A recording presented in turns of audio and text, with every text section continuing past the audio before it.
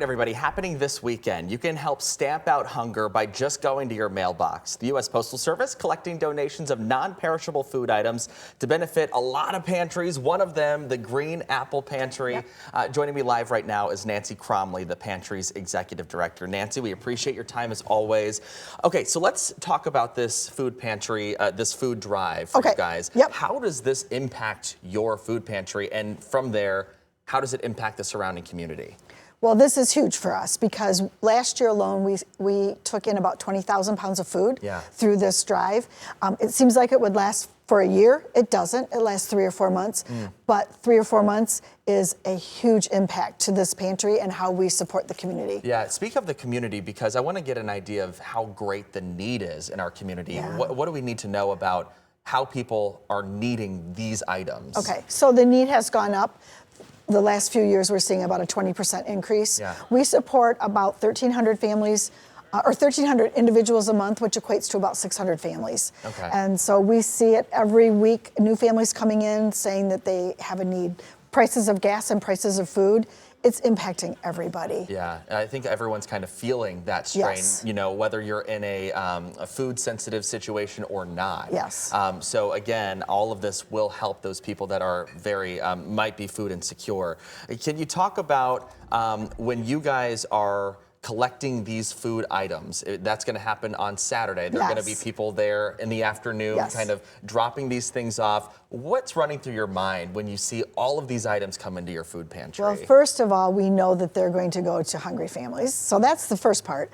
The second part of this is we are so appreciative of the letter carriers because this is a lot of work for them. So they are picking up at everybody's mailbox, loading it into their trucks.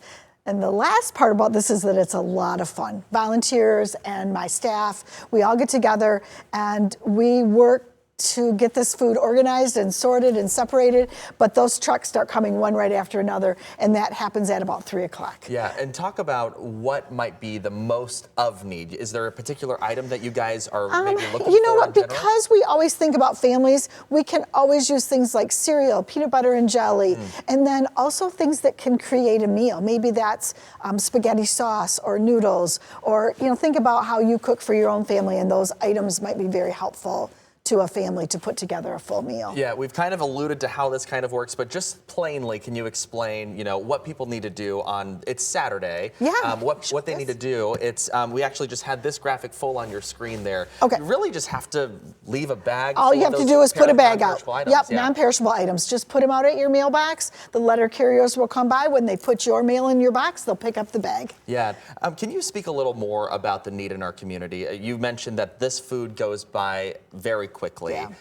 If we can't participate this weekend, is there another way that we can donate to you guys? Good question, yes. So we always love it when communities come together and put together a food drive, whether it's a neighborhood, a church, a business.